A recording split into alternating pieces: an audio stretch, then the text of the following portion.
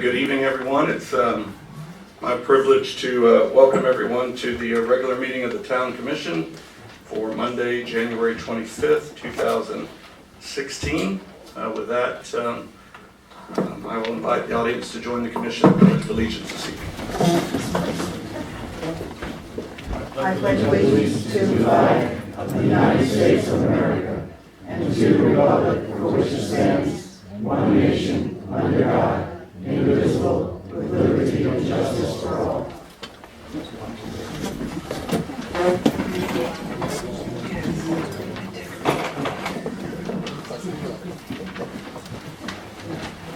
If the clerk will kindly call roll this evening.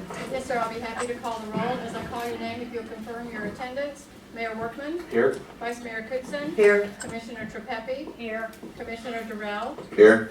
Commissioner Ziegler. Here. Also present is our town attorney, our town engineer, our town clerk, the police chief, our interim fire chief, and our public works director.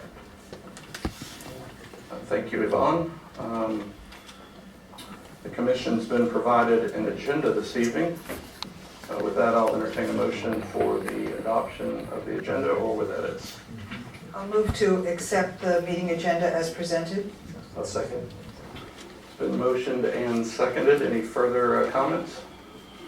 Hearing none, all in favor, reply by saying aye. Aye. Aye. Opposed, the motion carries unanimously. Our consent agenda includes the approval of regular meeting minutes for December 21st, 2015. I'll entertain a motion for acceptance of those minutes as presented. I move we approve the December 21st meeting minutes. I'm sorry, did we get the date wrong? Yeah, 21st, yes. It's been motioned. Is there a second? I'll second. Motioned and seconded. Any further comments? Hearing none, all in favor, reply by saying aye. Aye. Aye opposed, the motion carries unanimously. Moving to department reports this evening, the Commission's been provided the financial report for the month of December. And that month indicated year-to-date revenues total 65% of projected revenues received, which total 1.5 million or $1,572,665. We have cash and investments on hand of $4,485,711. We've expensed 23% of budgeted expenditures, which equates to $1,038,419. And current expenditures for the month of December, disbursements and accruals totaled $421,389. So with that, I'll entertain a motion to accept the financial report for December. I move we accept the financial report for December. The motion, is there a second? I'll second the motion. Motioned and seconded. Any further comments? Hearing none, all in favor, reply by saying aye. Aye. Aye opposed, the motion carries unanimously. Moving to agenda item 4B, staff reports. We'll begin with our police department. Chief Young is not feeling well, so he's at home recovering. So the lieutenant is here this evening to provide the police report. Lieutenant Langevin.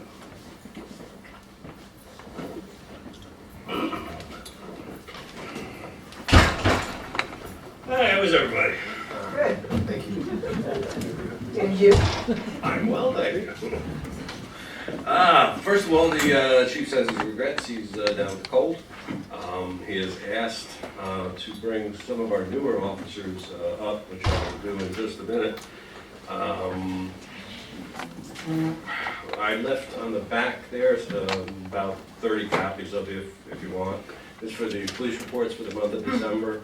At the last community police meeting, we did it a little different. We changed the date so we could have the active shooter demonstration. Those of you there, I think it was done really well. Dennis Root, one of our officers who couldn't be here tonight, he's one of our newest. He is running for sheriff of Martin County, so if anybody has a friend in Martin County, I'm sure Dennis would like it well.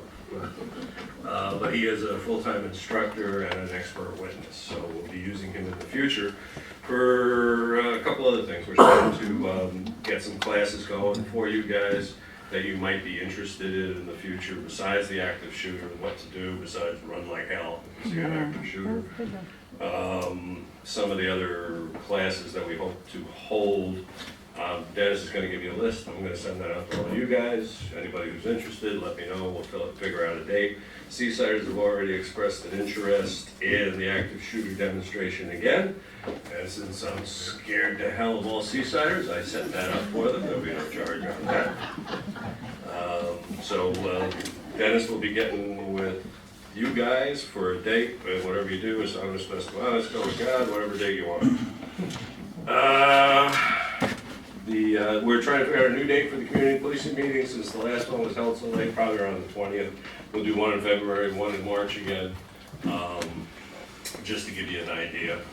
Like I said, the police report's back there. We didn't have anything gigantic jump out at us in December.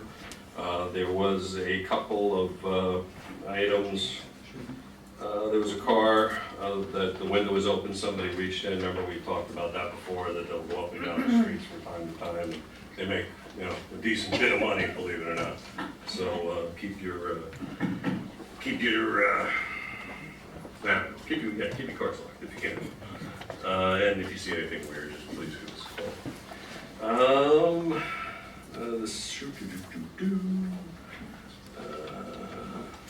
Okay, discussion, okay. You got, like I said, there wasn't a lot of crime, not that there is ever any crime in Palm Beach Shores. So at this point, I'll just add, if I could ask all the officers to come forward.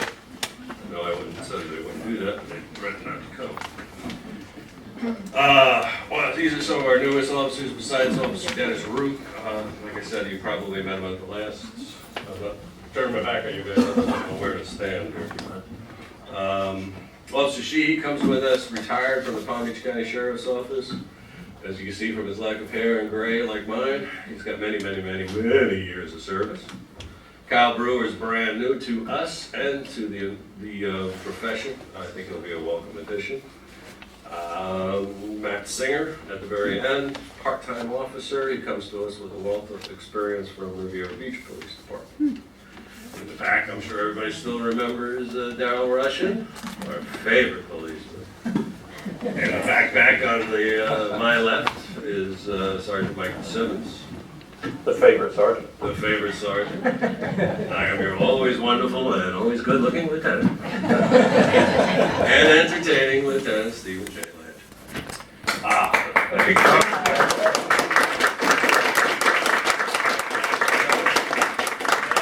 And the chief has asked me to bring up dispatcher John Lapis, all the way in the back. Mr. Lapis, will you join us in the front? If you don't mind.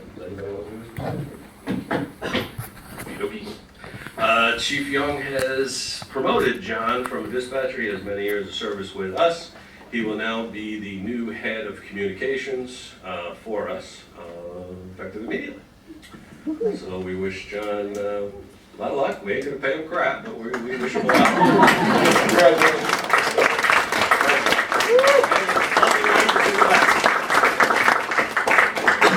John, how long have you been here?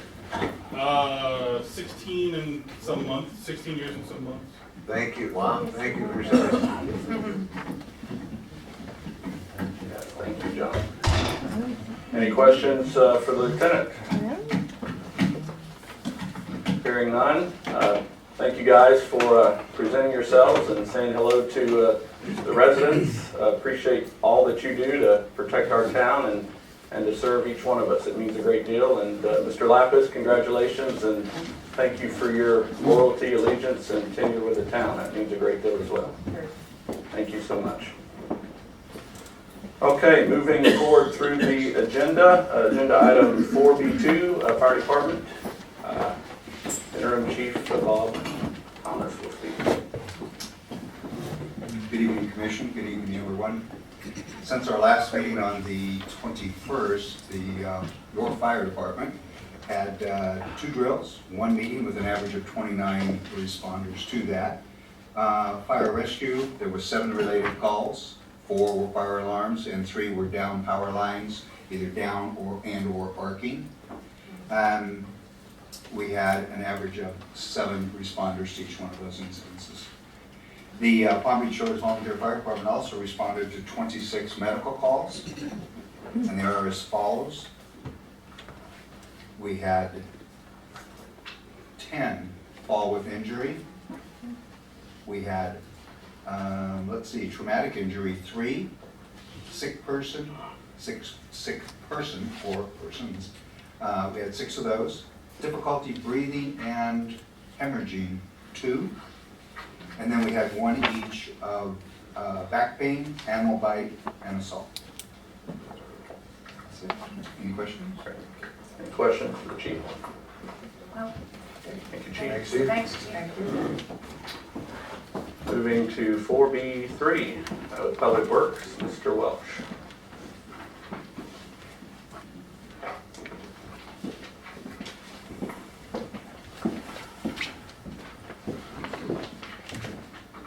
Good evening, Mayor, Vice Mayor, and Commissioners. Okay, we have had a pretty productive month, believe it or not, regardless of the cool weather and the rainy weather. I'd like to start off with our community center. We're just about done with painting all the new fire sprinkler pipes that were installed, and we're just about finished with cleaning and restorating the canvas that's on the second floor. I don't know if you folks have noticed, but it's gotten a little dirty, so we're trying to maintain that. The other thing I like to bring up is we are going to tear down and put up a new fence enclosure for the dumpster that's on the west side of the building. We know it's gotten kind of shabby looking, and we just want to keep that up and maintain that. For our grounds and parks, we are starting on our Parkway beautification project, regardless of, again, with the weather. In coherence with the environmental committee, we're getting a lot of great advice, so we're just trying to get more manpower in order for us to accomplish that. But I think you folks are going to be real pleased on the outcome as you walk down our already beautiful parkway. The next thing is we're still continuing on the designs for the dog boxes. I'm going to get this through. I'm trying to get the best material that we can get for our location with the climate, and I'm also trying to get a better dispenser for our bags. We are getting a little more misuse of our dog bags. More are being taken than what is being used. So it's also cost for you, but it's also a maintenance nightmare for us. So we are going to keep after this and try to resolve this soon. For our beach, we're still on the beach boardwalk. We're now replacing the rest of the plastic boards that have been cracked on the deck. So you'll see Frank or myself out there, and he was out there today, and we already got almost 20 boards done. So we're working on that, and then we'll start painting again and getting it finished for you folks. The Tiki Hut is scheduled for February 8th. They already got their permits and everything that I was told from our building department.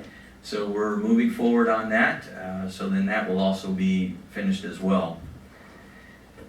And the streets and streetlights. I know a lot of the folks are concerned now, which is great for your involvement with the LED retrofitting of our lights. In coherent with working with myself, Vice Mayor Myra Kutzen, and our accountant Wendy Wells. All we're waiting on is more information from FPL, as well as our own cost analysis of doing it in-house. So we should have a result by next reading in February.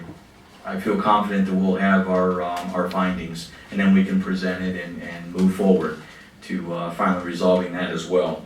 It has been a long process, but I think in the long run, we have all our I's dotted and our T's crossed, which we need to with this project. The new street signs, we'll be scheduling for them to be put up as well. We got all the material, and we're going to be starting on Lake Drive.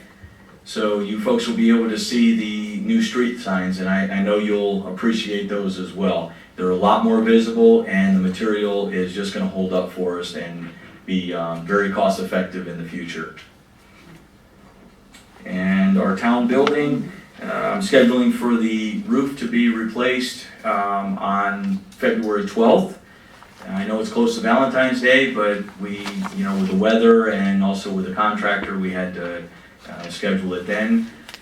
So we'll be on our way with having new roofs on all our town buildings, except for the community center. So then we have another 30 to 35 year expectancy on that, so that's great. And if there's any other further questions? And we have the new sign here on Town Hall and over by the police. Yes, we do. And grateful for Gowdy. She really worked hard on a lot of the design. I left a lot of that up to her. My main concern was just obviously the material and how it was mounted and the life expectancy. But Gowdy really worked hard on choosing the type of lettering and the style, and I think she did a great job with that. And it's again, it just makes our little town the best little town in Florida. So I was real happy with that. So I appreciate that, Gowdy. Thank you, Alan. Any other questions? Okay. Thank you, Alan. Thank you. Obviously bypassing the manager's report, moving to our clerk's report. Okay. Yvonne. Yes. A couple of things. We have some meetings this week that are very important for everybody. Tomorrow at 1:30, we have the meeting where the senior advisors will be calling in. It's an audio only. We'll be able to listen in to their discussion about the town manager process and the applications. This will be their first time discussing them as a group. They will be making a recommendation of 8 to 10 people for the commission to look at. The next night, Wednesday night, we have the P&Z is having a work session to go through some different things, some different processes and forms and all that we want to improve on for the town for DRC meetings and the planning and zoning. We were hoping to have a meeting on Thursday for the commission to pick their final town manager search application people, but I learned just before the meeting we have a forum conflict, so I'll get with y'all this week. I'll send out tomorrow. I'll send out an email and see if we can reschedule that. I hope everybody realizes we have new lapel mics. The sound system is 90-95% complete. I hope the sound quality is everything that you wanted and desired, so everybody can hear. In addition, I hope that everybody has heard about our fair exhibit. If you haven't been to the fair, the town has a beautiful exhibit in Building 1. Our Public Works team, they put together and built a mini tiki hut that goes out there. You can walk under it. We've got a lot of paraphernalia from the town. We have, I think Mayor Mills's book is out there. We have a lot of different things that are out there that that represent and shows our town well. And I've heard from many of the other clerks who have displays that ours beat them by far. So I'm really proud of our first showing there, and it was very successful. So thank you to the Public Works Department. They did a great job. And Gowdy. And Gowdy too. She's our decorator. Yeah. Gowdy, do we have anyone calling in tonight? You just have one. Yes. Thank you. And unless you have some questions for me, I'm good with that. Okay, thank you, Yvonne. Keith, our legal update. Thank you, Mayor. Briefly, two matters. The sea spray code compliance case appeal. The attorneys representing the sea spray have asked the court to allow them to withdraw due to irreconcilable differences. That's a legal term that means the client's not paying the bills. Essentially, the court has given them until February 9th to file their brief. The court also directed Sea Spray to set the matter for withdrawal for motion. That has not been done yet, so we're getting to the end of that. As soon as that matter is dismissed or otherwise resolved, that case will come back to the magistrate for the final assessment hearing. And that's the case again on the, that was the original code compliance case that had to do with the building code issues with the big tent and stage that was up and some of the unpermitted work that was done in the lobby. So that's an old case, but it got appealed, so that's why that one will be coming back. Number two, The Sailfish Marina applied to the Department of Environmental Protection for a permit to relocate or do work on their north dock. DEP issued their permit. So we almost got to the point where our building official was going to issue a building permit. Buccaneer, the neighbors to the north, had issues with the new location on the dock, so they filed a petition for an administrative hearing with an administrative law judge. So I am acquainted with the person at the DEP who issued the permit initially. I spent some time on the phone with him today to kind of find out what's going on. Where it is in the process at this point is they're looking at a March date for a hearing. If it has to happen, they'll probably go through depositions in February. If the parties can't get together and resolve the matter, it will go before the administrative law judge at that point. But all that to say is that we will not be issuing any building permits until this matter is resolved one way or the other. Even though the town is not a party to this, I have been provided all the documentation from the attorneys that represent the Buccaneer, and as I said, I am in touch with the department, and they'll all keep me in the loop, and I'll keep you informed as to how that progresses. So that is my report for this evening, unless you have any questions. Okay, thank you, Keith. Yeah. Appreciate that. Moving to our commission reports this evening, we'll begin with Vice Mayor. Just a very brief report tonight. I went to the port meeting, and I just want to remind everybody that the dredging of the inlet is going to be starting shortly in the next weekend, going through the middle of February. Unfortunately, it all happens down at our end over here, so they'll be going up and down, removing the sand, bringing the depth back to at least 33 feet, if not, and to a maximum of 36 feet, so that the ships can navigate safely back and forth. I continue to put pressure on them, on the port and the Army Corps of Engineers, to put in their contracts that they need to have dredges that meet federal air quality standards and noise standards, and they tell us that they are exempt from those standards. So, but I am not giving up. Anyway, so you should just know that it's happening, and it should be over shortly. Thank you, Vice Mayor. Commissioner Tripathi, any report? Sure. On February 2nd and February 3rd, I will be in Tallahassee at the Florida League of Cities Legislative Action Days. Because the session is earlier this year, they pushed back the dates, and so I will be there for those 2 days, basically advocating issues that are important to us, issues like sober homes, vacation rentals. There are lots of transportation issues and issues that could hurt our home rule capabilities. So I will be briefed when I get up there, I'm sure, through these issues, and I will report back in February when I get back. Great. Thank you for attending. Here, is anybody else going? I can't, no. Okay. Good. I met with them last month, our local folks, to talk about those issues. Yeah. Good. Commissioner Durrell, you have a report? No report. Commissioner Taylor? No report. All right, moving to public comments. Starting to my left, your right, allocate 3 minutes typically for any issue that you might want to address the commission on, so it's your opportunity. Mr. Wolozak had his hand up first. We'll begin with him. And if I can ask, I know it's a pain, but to speak into the podium, because we have people online that can't hear you unless you're on a mic. No, Roby's in town, so he's okay. No.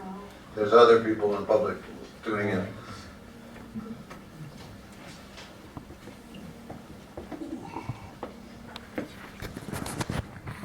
It's basically about the newsletter. I got my latest newsletter, and I realized how important that is for many, many residents of the town who are not online, Because many times I'll ask a question, Yvonne will say, oh, it's all online, everything's online. Well, there's a lot of residents that do not go online. And even I enjoy just taking that and looking at the dates of all the events that go on and the meetings. And so I really appreciate it, especially when I'm out of town. The one thing I will criticize is the content. I think we need to have what we had years ago, and that was itemized lists of the projects that are coming up and the expenses of it, so we could be knowledgeable on these different issues that are coming up, especially what's coming up in the future. So instead of it kind of got carried away to almost a gossip column. I'd like to see it more as a town official business newsletter. And that's my comment. But otherwise, I appreciate that letter very much. I just would like to have more content in it. Ray, was the, in newsletter, a current or future project task list with an associated cost next to it? Sure. Whatever is going on that you guys discuss, all the, the cost factors and everything else that goes on, I think the residents should be informed about it so we can make an intelligent thought about it when we come to a meeting. Sure. Otherwise, when we come to these meetings, we hear things and it comes and it goes and I don't know, we kind of lose track of it. So if we had this newsletter so we could read and then kind of think about it. Of what's coming up. Yeah. But is that a new concept, or did we do that in years No, past? we did that before because Because I don't recall that, so. oh yeah, when we were putting the street lights in and we were doing the sewer projects and all that, right, Roby? We had all those things in that newsletter, and we just kind of got away from it. So if we could go back to the facts and figures, it's just to benefit us, or everybody else. Thank you. All right. Any other public comments? Janet?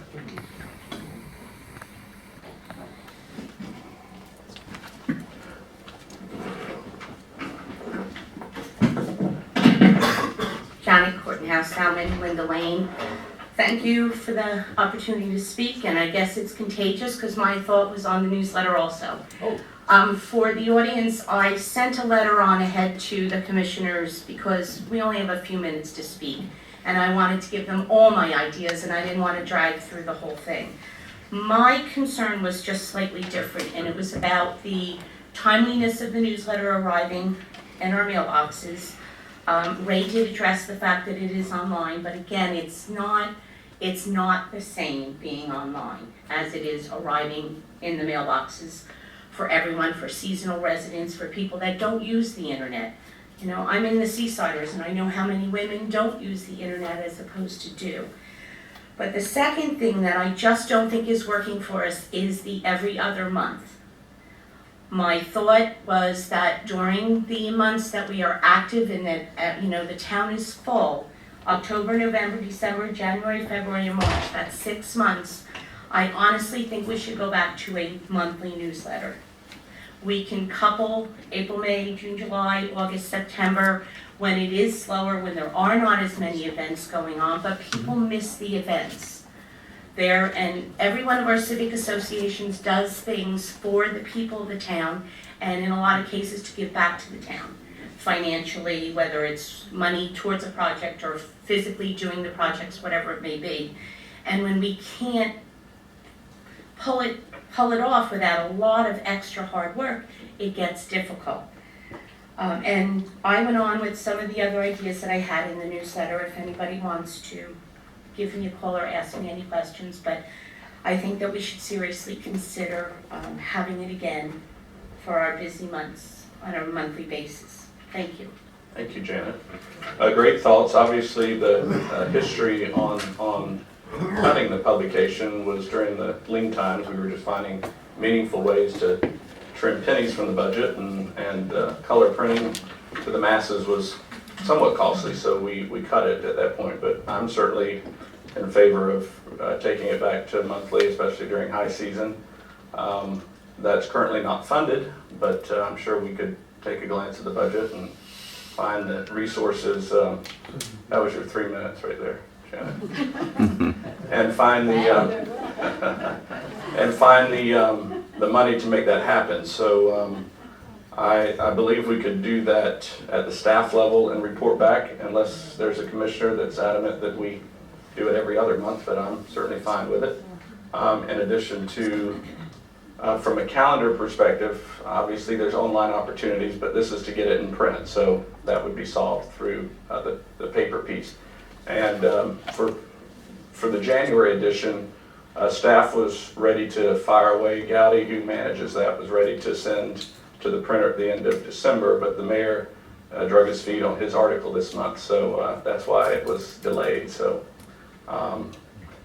but timeliness is important, obviously, in terms of print versus being online. So I think that's something we can handle at the staff level, and the commission, come budget time in the summer, can allocate the appropriate resources to meet that additional cost. So good points, and thank you, Janet. Any Grace?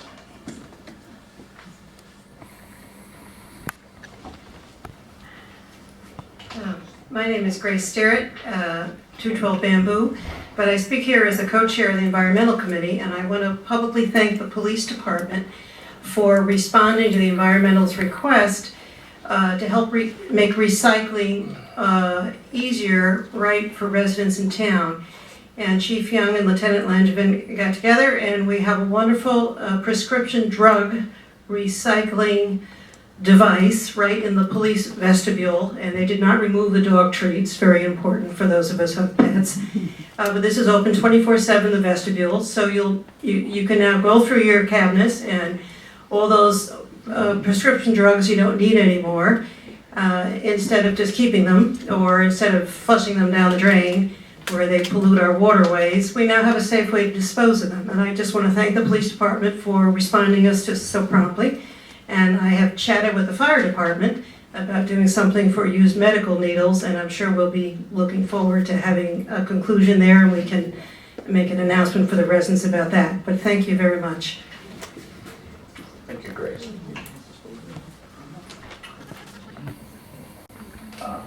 Mayor Mills.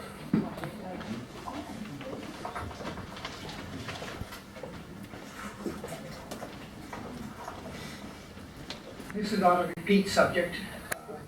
If you remember, I was here last month, and before that I sent a letter to the commissioner and the mayor, vice mayor, asking them to consider holding off on the appointment of the town manager.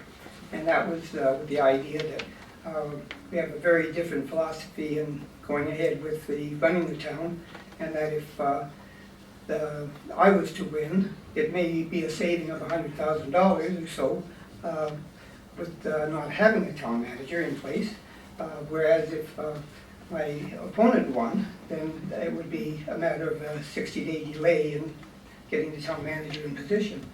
And we left that last month not being answered. We had a lot of discussion about the pros and cons, and it ended with the attorney representing the town saying that it was a serious consideration. It was too serious to try to resolve last meeting, and that he would suggest putting it on the agenda for tonight, and there'd be a chance to have the discussion at that time. And I was very disappointed when I found it's not on the agenda for this evening. And I'm just wondering whether there was a consideration at all, or was there a decision made.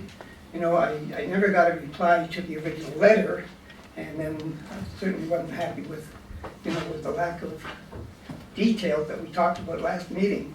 So to me, it's up in the air still what's going on. In the meantime, everything's going forward with the appointment of a town manager. So I've got no problems with, but I would like to see some recognition of the question that's being asked. I think any citizen of the town that takes the time to write 6 letters to the government of the town deserves at least an answer, and that's never been forthcoming at all. So I'm not too happy with that treatment. For the people that are here, I'd like to read the letter that I sent, if you don't mind. Dear Mayor, Vice Mayor, and Commissioners, As you are aware, I have thrown my hat in the ring to once again run for mayor. I have a request for your immediate consideration. This is dated December the 8th. That was 2 weeks before, I'm sorry, it was the week, 2 weeks before the last meeting. You are presently working on hiring a new town manager. I'm requesting that you delay this action until after the results of the March 15 election are known. Such a delay should not be a serious inconvenience to the town's governance, since the mayor would still be in charge during that time period, and the staff senior positions are filled by well-experienced and proven personnel. Since the approach is into running the town is very different for each of the two mayoral candidates, such a delay could prove to be very important. If Meyer Kutzen wins, it would be a delay of the hiring procedure. If I were to win, it may be an immediate savings to the town of up to $100,000. Thank you for your consideration of the request. I trust your decision will be based on only what is best for our town. And like I said, I would like to have at least some kind of reply to that. Thank you, Mayor.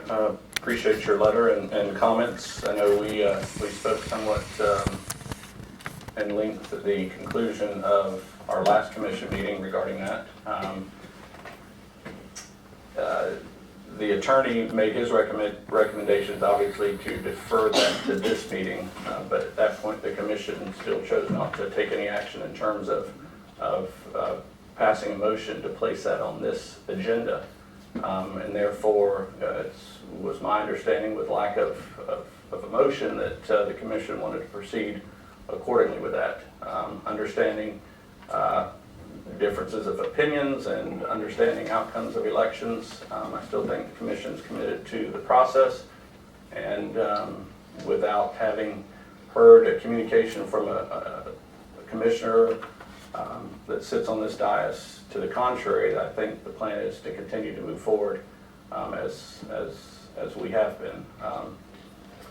You know, my question would be, and you know, not to open it up to further debate, but obviously I think you and I have both agreed over the years that the way in which our charter is drafted is one that we both agree with, and that the mayor should always remain a strong mayor, and that a resident of our community, full-time resident and taxpayer, is the chief executive of our city.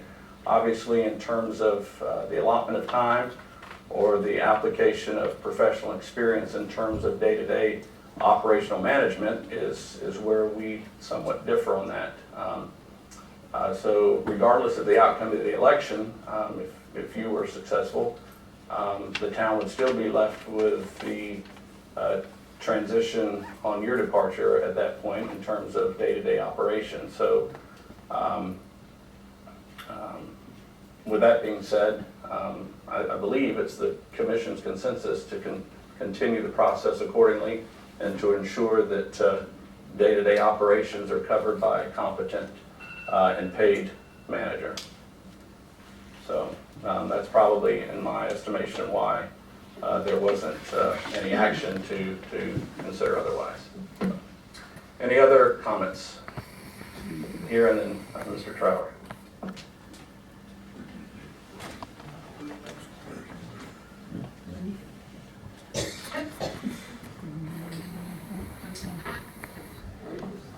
Thank you, Mr. Mayor. Dick Wyzanski, 220 Inlet Way. The esteemed ex-mayor, Mr. Mills, voiced his concern about the town management position. I want to commend the commission and the staff for their expeditious going forward as the charter dictates, and searching and hopefully securing one. In my opinion, a town manager is very important, and it shouldn't coincide with potential conflicts of interest or any other duty of a mayor. That's my opinion. But well-intentioned or not, what Mr. Mills did last meeting boiled down to a political stump speech. And while I'm sure that there's no legal precedent for equal airtime, nor has there been any expressed interest of the other candidate running for mayor to respond in kind, I think it should be pointed out that in all ethicalness, that opportunity be provided, because, you know, fair is fair. So I would like the commission to give that candidate the opportunity to respond, and if there's no response, that's fine. But, and that's it, that's my opinion. Okay? Thank you. Thank you. No, and I understand and appreciate those comments. You know, I probably should have deferred those comments to a future commission meeting, but a former mayor asked to say something, and it was the end of a meeting, and we had far past public comments, and the agenda was over, but I gave him the opportunity to speak. So I don't know of any precedent to allow for sanctioned political speeches at some point, but I understand the comments, and again, I probably should have deferred that request to this meeting where those comments should have been addressed. So appreciate your comment. Mr. Trower.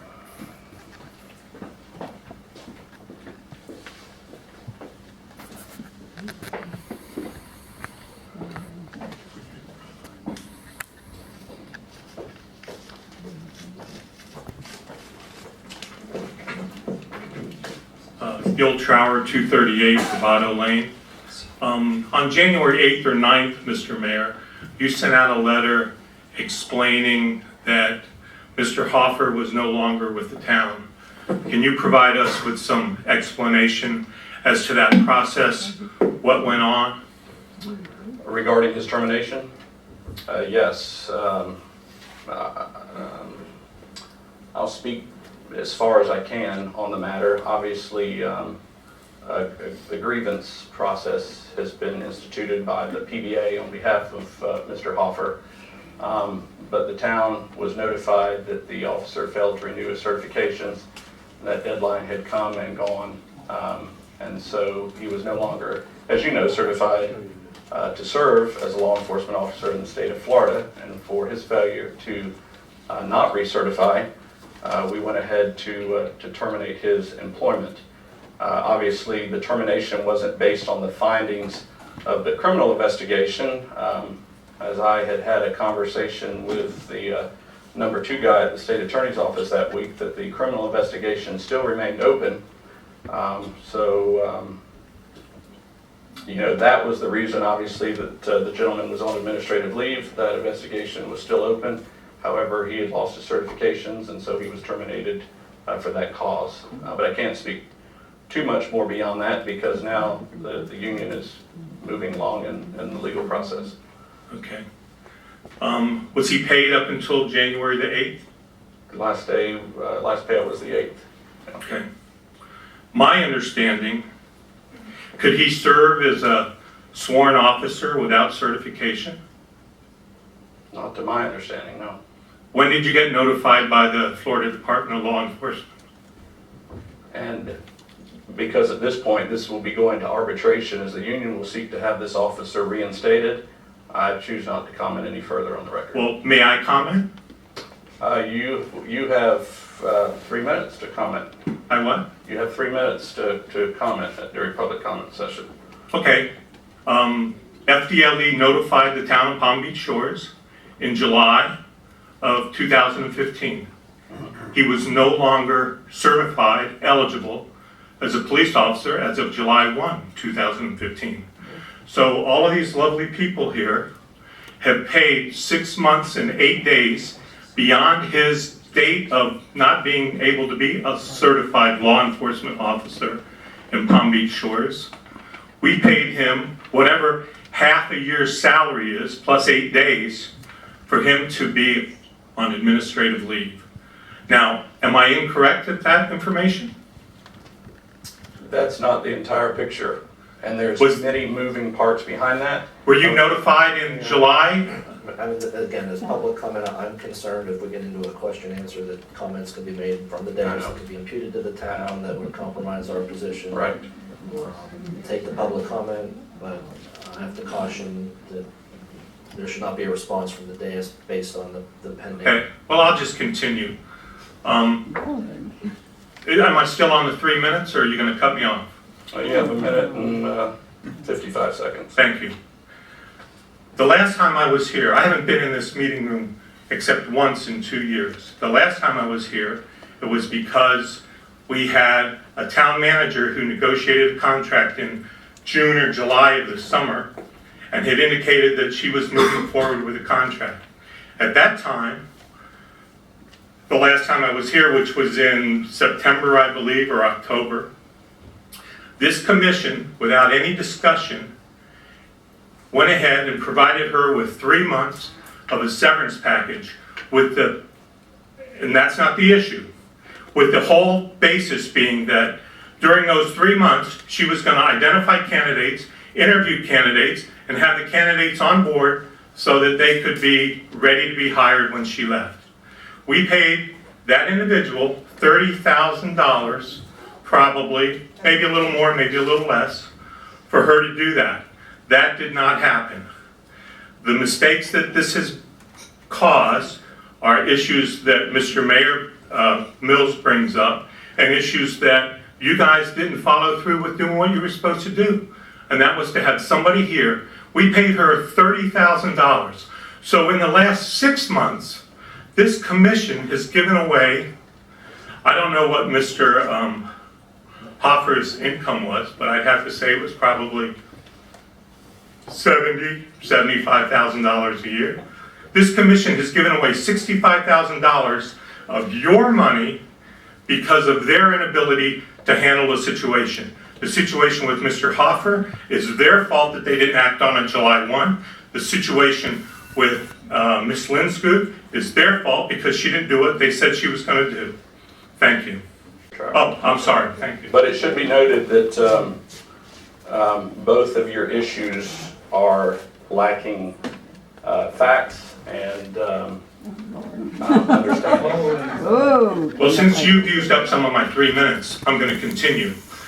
The fact that you disagree that that was what she said she was going to get done, or this council said what she was going to get done in that time frame before she left, do you disagree with that? This isn't under any litigation, so maybe you could answer that question.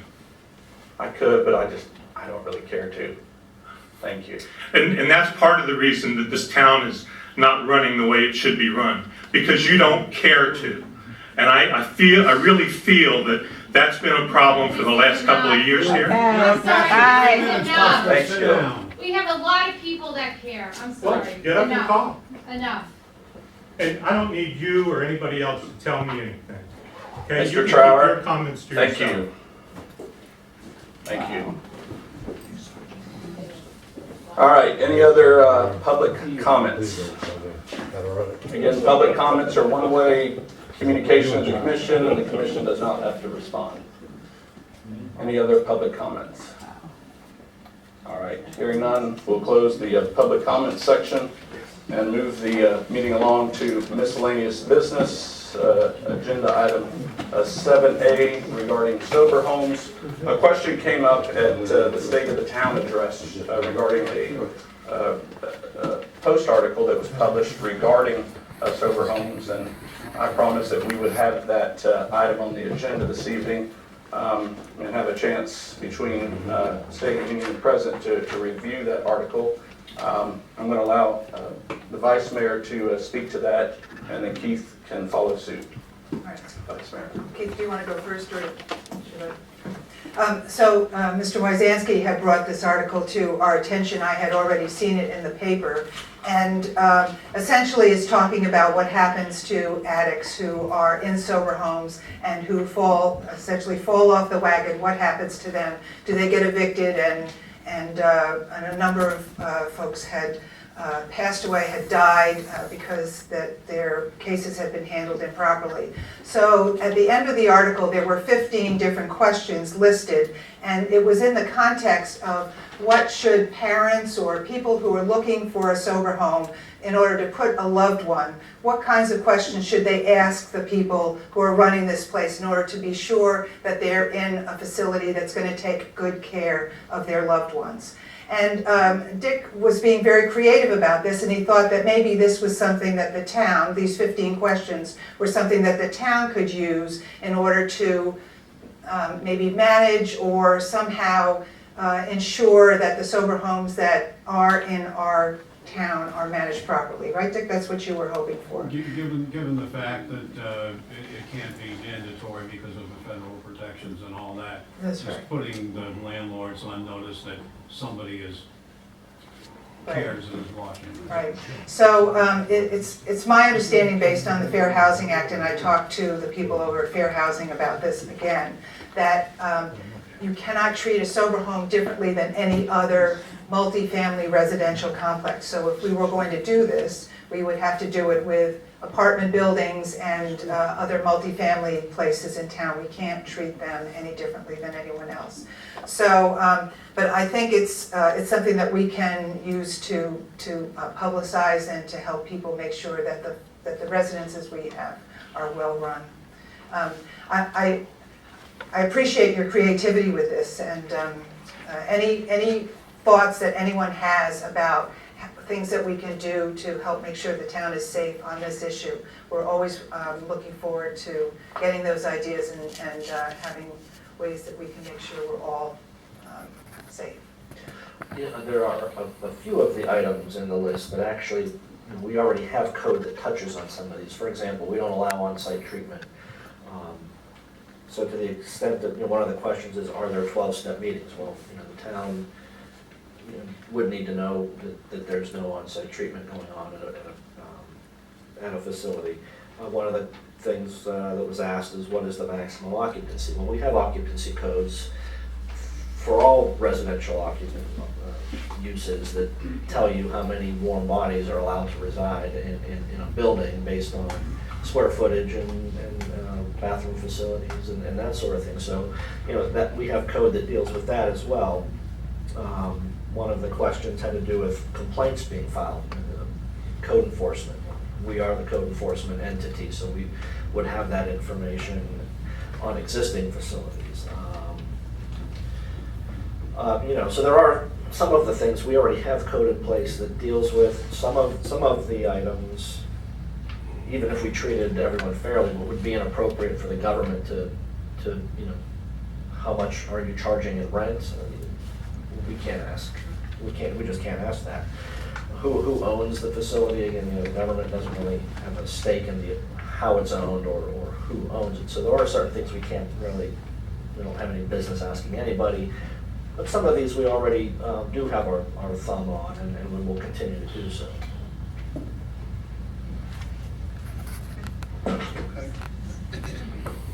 All right. Moving to agenda item 7B, selection of building official, zoning official, and code enforcement official. Dawn, do you wish to highlight the process to date, and then we'll ask the commission to We have to do so.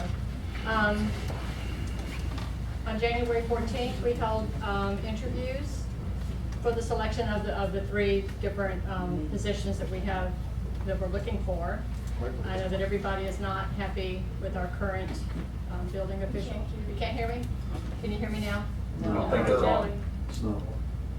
Is it on? There Okay, you thank you. Okay, thank you. I apologize.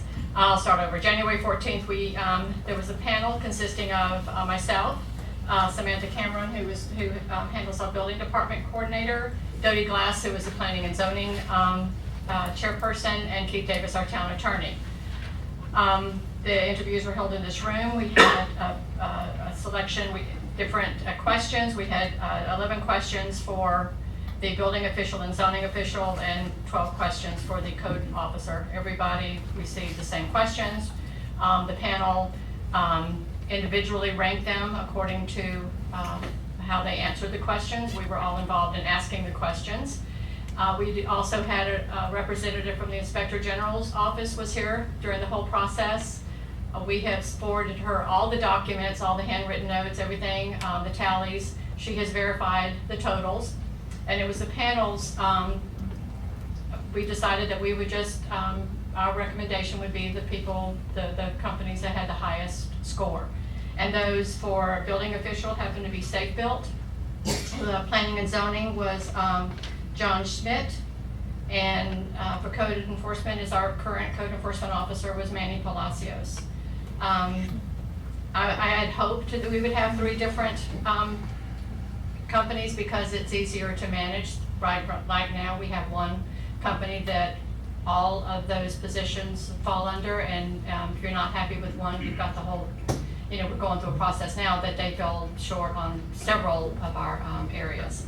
So it is the panel's recommendation that we move forward into a negotiation phase with those 3 firms. Okay, thank you, Yvonne, and thank you for managing that process so efficiently. The commission's been provided with the scoring on the memorandum under building official, Safe Built 376, John Schmidt 381, and code compliance at 406 with Manning. So with that, I'll entertain a motion accordingly to enter into a negotiation process with these recommendations. I will move that the commission accept the recommendation of the panel to name Safe Built as our building official, John E. Schmidt for planning and zoning, and Manny Palacios for code enforcement. And to go forward with negotiating contracts with each one of those, assuming that we can reach satisfactory agreement. It's been motioned and seconded. We'll open it for discussion. I'm sorry, do we have a second? I'll second. Commissioner Ziegler seconded? Yeah. I just have to state that from time to time I work with John Schmidt, and I'll have to recuse myself because I don't want there to be ever to be a perception that I voted for something that could err to my benefit according to what we all voted for with respect to the Inspector General and our county roles. So I have to abstain. All right. Any other discussion on the matter, Commissioner Grau? Yvonne, you recommend the separate entities for the separate positions? Yes. They all brought something very unique to those positions, and I'm very excited moving forward that for what they bring. They're quite advanced with their technology, and they have software that we can use, and I think it's... You're talking about Safe Built.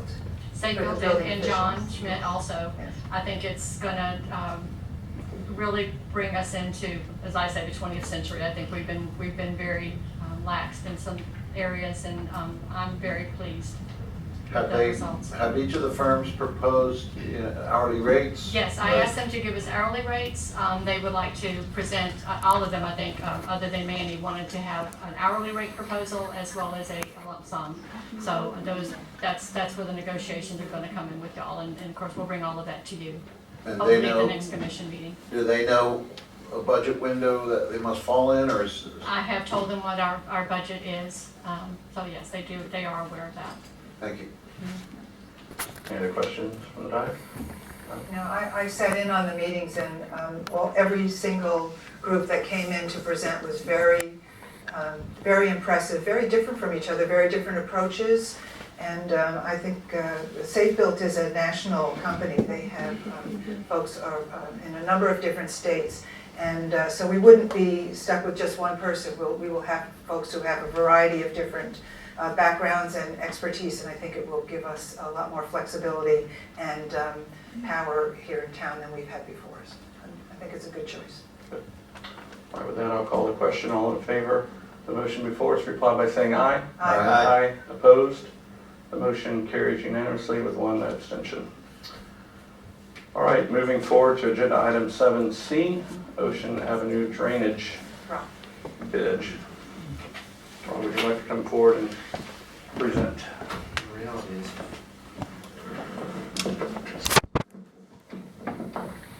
Good evening, Rob Runabon with Simmons & White Engineers. In your packet you have a letter from Florida Technical Consultants that did construction plans for a pipe replacement on Ocean Drive, about 350 feet of existing pipe that's small diameter. We're going to remove and put in a larger diameter pipe, about the length of a football field, from right here east at Edwards down the first block to Tacoma. And the bidding process started in December, and we received the bids January 15th, just about 10 days ago. And we have summarized the 4 bidders on the table and recommend selection of Johnson Davis as not only an apparent low bidder, but a very qualified bidder. Their total bid came in at $187,220. $187,220. I've worked with Johnson Davis before. Florida Technical Consultants has worked with them. They're a local Palm Beach County contractor, underground contractor, and very confident that they'll do a very good job for the town. It will be very disruptive for the time that the work is under construction. They're essentially going to be digging up half the road, half of Ocean Drive. The road, the pipe that we're going to be replacing is right at the edge of pavement. If you drive out there, you can see the catch basins on the easterly side of Ocean. And that pipe from Edwards south to Tacoma all comes out, and we're going to be destroying or removing out to about the center line of Ocean Drive. So it's anticipated that traffic will be detoured or diverted around. We will not be having one lane open for traffic. That has to be shut down for material staging, we're anticipating. So for the duration of the project, whether it's 2 weeks or 3 weeks, we're anticipating it will be disruptive. We will be detouring cars, but the end result will be well worth it with an increased pipe size and larger drainage capacity. Great. So I can answer any questions you may have. Any questions from the commission? In the cover letter from Florida Technical Consultants that transmitted these bid tabulations, he does recommend that a 20% contingency be added to this contract amount. I recommend that very strongly as well. There's unforeseen circumstances. We have 50-year-old, 60-year-old infrastructure. Who knows what they're going to uncover? And when things happen in the field, you've got representatives from Florida Technical Consultants. We've got our Public Works Director. We've got a lot of oversight and internal control. And rather than come back to the commission for anything that may happen to approve, even in small increment of dollars, it can be done through your staff and your consultants. Thank you, Rob. I appreciate your help with this, Commissioner Durrell. This is a rebid of a previous project, right? That was a longer extent that came in at much higher numbers, and this is a reduction of that. Is that right? You know, in all our work here and all my coordination, I haven't heard that. I was not aware that this was a rebid. Vice I don't want to say rebid, but He had just, James had just had some informal conversations with construction companies to get an idea, but there wasn't. They were estimates. Estimates. those right. weren't bids like that. They were not bids. So this is a formal bid for construction, and someone did a very nice job qualifying the contractors, making sure they're bondable and insured and licensed, and great references. So I appreciate whoever put that together. That was James. That was James. I agree, he did a very good job. And I think we would want to include a payment of performance bond on the work, which is another maybe 1 or 2% on top of price, or maybe included. I would like to make sure that's I think it's probably in there. in the contract. In the front end documents, isn't that already included? I don't know, but I think it's worth getting that on a high-risk type project, even though they're a very reputable company. And that ensures the project gets completed, even if there's a problem with them, and the bills get paid, even if there is a problem with them, which we wouldn't expect. But I think it's good insurance to have that. And so this is 333 feet long. Roughly, it's $832 per linear foot. Quite an expensive project. Roughly going from, well, 24-inch to 42-inch. Right. More than double the capacity, right? Yes. It's huge difference. And we expect this to alleviate the flooding from the north. Is that right? No, we're not alleviating, we're vastly improving, but we're not alleviating. Depending on the intensity of a storm, we still may have some backup, but this can be a huge, noticeable improvement.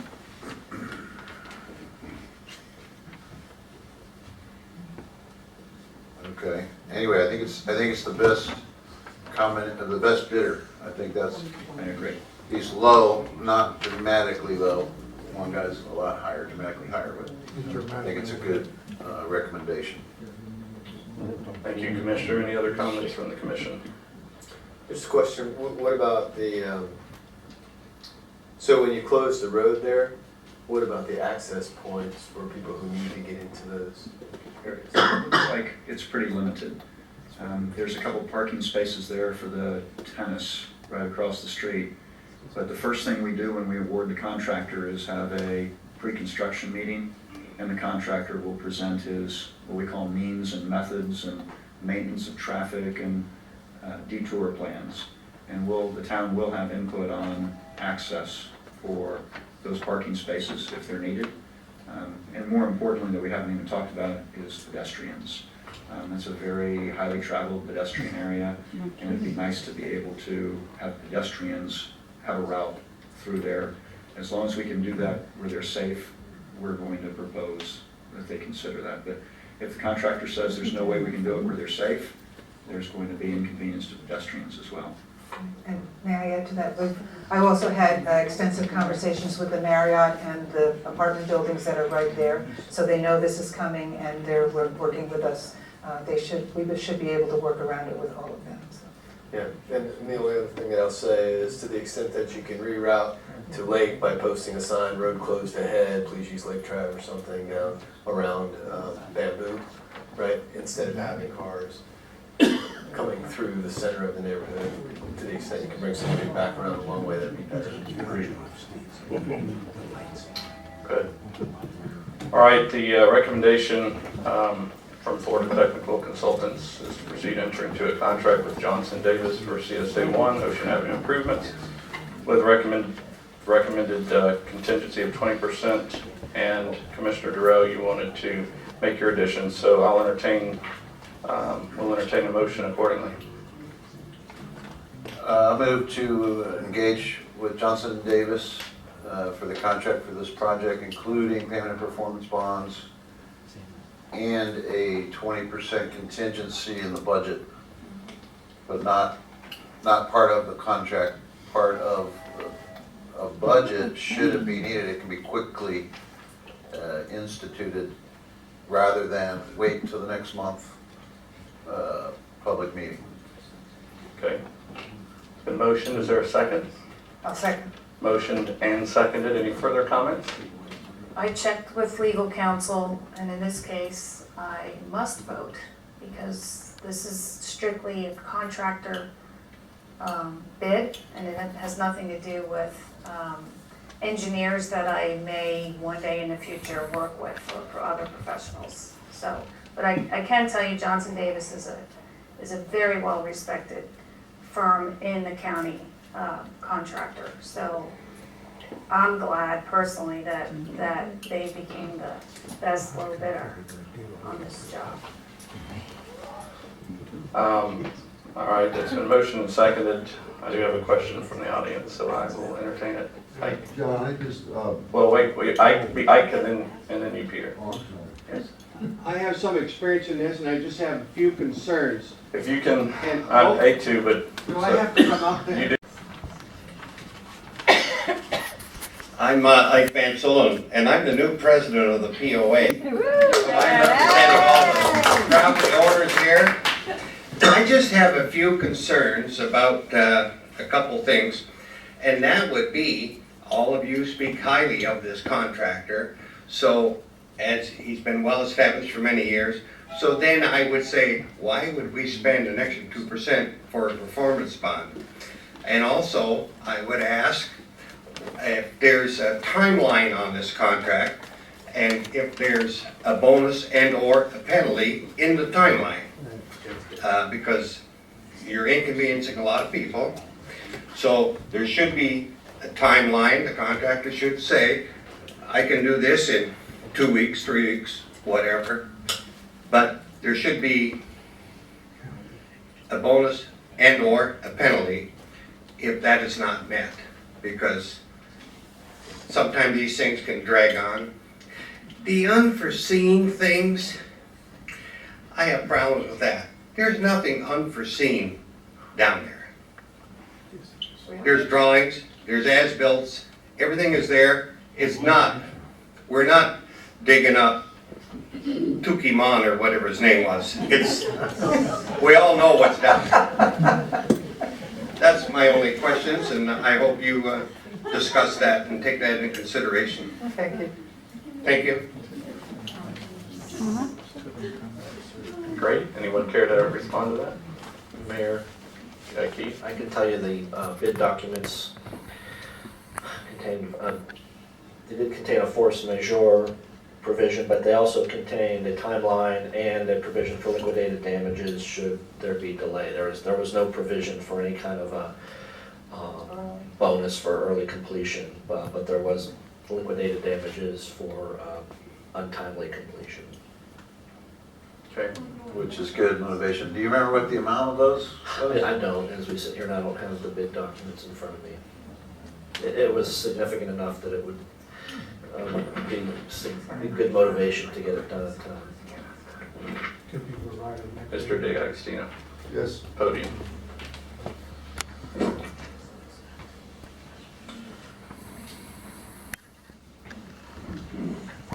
Peter D'Agostino, Million Towers South. I just have two questions I'd like to ask. Direct to you. Who will be the inspector on the job to make sure that the job is the quality that it's supposed to be? Will that be your responsibility? Florida Technical Consultants has Brad that's going to be on the job, Mhm. along with our Public Works Director. Right. And how about change orders? Change orders will be directed to Brad in the town, and I'll probably be involved as an oversight, but not directly with the initial review. Thank you. Thank you.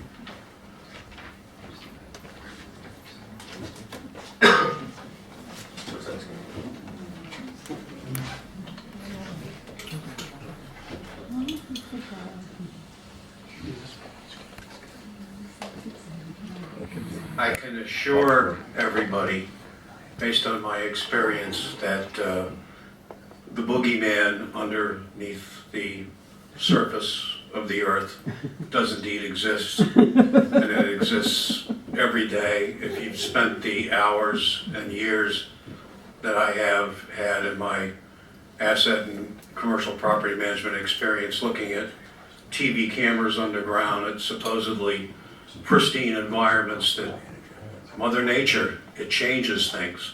There's settling, there's growths, there's strangulations of pipes by Mother Nature. There's all kinds of things, and as was pointed out, the recommended override there is very, very cheap insurance against the unforeseen, because in my experience, 98% of the time, these projects have unforeseen things. Thank you. Hearing none, all in favor, reply by saying aye. Aye. Aye. Opposed? The motion carries unanimously. Thank you. Moving to ordinances and resolutions, agenda item 8A, ordinance number 0-1-16, chapter 42, nuisances, article 2, noise. On first reading, if that can be read by title only, please, Keith. Thank you, Mayor. Ordinance 01-16, ordinance of the Town Commission of the Town of Palm Beach Shores, amending the Code of Ordinances, and Chapter 42, nuisances, Article 2, noise. Clarify existing noise regulations and adopt new regulations for the prevention of noise disturbances generally, providing that all other sections, some sections of Chapter 42 shall remain in full force and effect as previously adopted. Providing a conflict clause, severability clause, authority to codify an effective date for other purposes. This is first reading. This is a further revision of the town's noise ordinance with a strong focus on dealing with live and amplified music. And I will need to apologize real quick. On page 4 of 16, we added some language to the loud and raucous definition, and we added a rebuttable presumption that says that noise measured from a location of 150 feet from the property line of the source, with a decibel reading of, it should be 50 decibels. When we were, Okay. So, That was my comment. so my suggestion would be to fill in the, that blank there with 50, which is what was intended. And then just carry that on, you know, adopt the revisions to that definition based on that. So as I said, the focus of this ordinance deals with how regulating amplified music, live music, but we did do a few other things I'll just real quickly walk you through. We added some purpose and scope language just to indicate some factual findings in terms of loud and raucous noise impairs people's ability to quietly enjoy their property.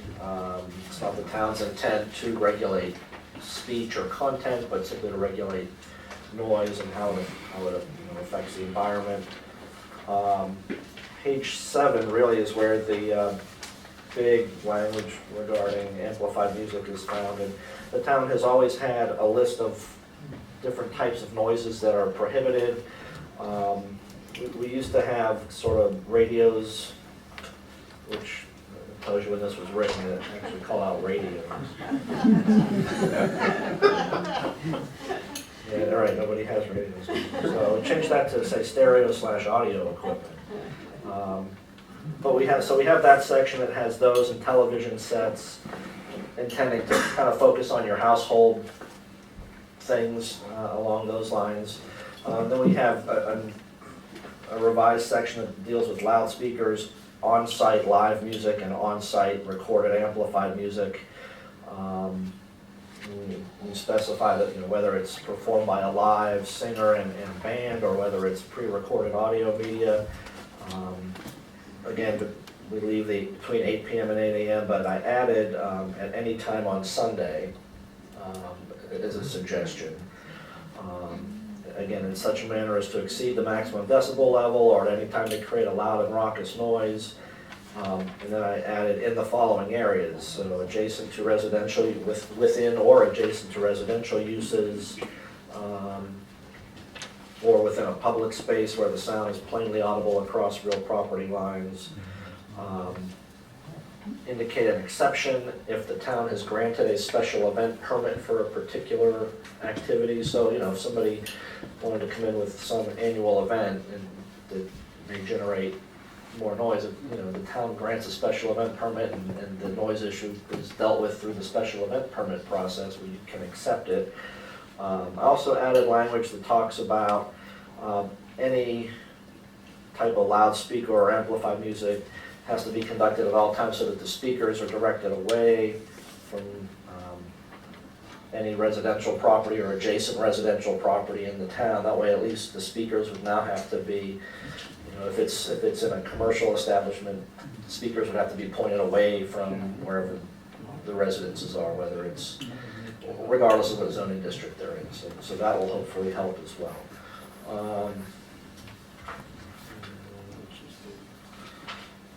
And we move on page 10, we have another section that complements that. It specifically talks about commercial uses adjacent to residential uses.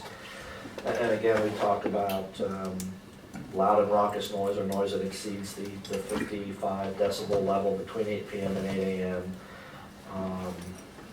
And again, we reinforce that you have to direct the sound creating, the speakers, whatever it is, away from the residential uses that are adjacent. We readopted the decibel levels that we've always had, the 55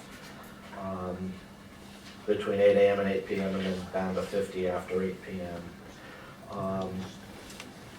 We changed the language that talks about how you measure the decibels to capture the way that the sound measuring device that the police department has obtained to mirror how that works, so that our code essentially matches the operating instructions for the sound measuring device that we have. We specify that the measurement will be done either by police officers, the town manager, or the manager's designee. And most of any of the other changes are kind of cleanup and clarification. There's under exemptions, we again talk about, if something is captured and dealt with through a special event permit, that could be an exception. That's at the bottom of page 14. One thing I want to bring to your attention, and I don't know if this will require some discussion amongst the commission, but under enforcement, we talk about the way this is enforced, and this is existing code actually. Essentially what it says is if there's a noise complaint and the police go and investigate and a violation is found, a warning is supposed to be given to the violator. They're supposed to be given a reasonable time to cure it, and if they do, then under the code all is well, and we go on until the next time it happens. So essentially the way the code is written, and this is current, this isn't new, it gives them an opportunity, the violator an opportunity, to have a violation, turn the volume down, and then there's no code enforcement case that would follow unless they refuse to cure the violation after they've been warned. So that's the way it is. It doesn't allow for an immediate issuance of a code enforcement violation. For example, if you go out Monday and there's a violation and you're told to turn it down, but then Tuesday they do the exact same thing and Wednesday they do the exact same thing. And if they keep turning it down, we keep not being able to give them a notice of violation the way this is written. So that may be something that you want to direct me to tweak. Yeah. I don't know, but I bring that to specifically to your attention for discussion. That's sort of nuts and bolts of the ordinance and the proposed revisions. Okay. One of my main issues with the revision and consideration of this was to ensure that all amplified music within the town would be prohibited at all times of the day unless a specific special event permit was granted, if that amplified music was within 100 to 150 feet of a residential property line. Would you say that is in here, that provision? No, this doesn't prohibit amplified music. It says that it can't ever be loud and raucous, right? 24/7, any day, all day. And it can't exceed the 55 decibel level, or the 50 decibel level, between 8 p.m. and 8 a.m. And it's also prohibited at any time on Sunday. So actually, that's the way this is written. Not allowed on Sunday at all. Never allowed to be loud and raucous. Cannot exceed 50 decibels between 8 p.m. and 8 a.m. Okay. That's the way it's written right now.